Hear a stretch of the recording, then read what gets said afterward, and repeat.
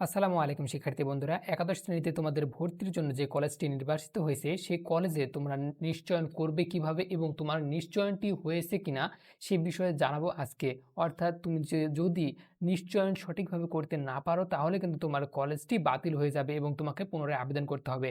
এখন কি কি উপায় দেখতে পারবে তোমার কলেজের নিশ্চয়নটি হয়েছে কিনা চলো দেখে নিই। প্রথমে তোমরা স্টুডেন্ট প্যানেলে এখান থেকে লগ ইন করে নেবে। লগ ইন করে নেওয়ার পরে তুমি এখানে প্রথমে দেখতে পাবে ইওর স্ট্যাটাস সিলেকশন কনফার্মড, অর্থাৎ তুমি এখানে কনফার্মড হয়েছে। এরপর যদি আমরা যাই পেমেন্টের ইতিহাসে যাই, দেখো এখানে কিন্তু ৩৩৫ টাকা পেমেন্ট করা হয়েছে। তো বুঝতেই পারছো যে আমার কলেজটি নিশ্চয়ন করা হয়েছে। তোমরা এই পেমেন্টের ইতিহাস অবশ্যই চেক করে নেবে। এরপরে যদি আমি নির্বাচনে যাই, দেখো এখানেও কিন্তু আপনি ইতিমধ্যে আপনার নির্বাচনটি নিশ্চিত করেছেন, অর্থাৎ নিশ্চিত হয়ে গেছে।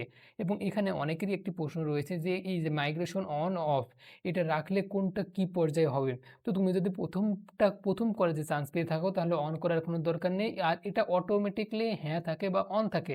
তুমি চাইলে অন করতে পারো, তার চাইলে অফ করতে পারো। আর তুমি যদি ৫ নম্বর কলেজে চান্স পাও এবং উপরের কলেজে চান্স চাও তাহলে কিন্তু অবশ্যই এটা অন করে রাখবে।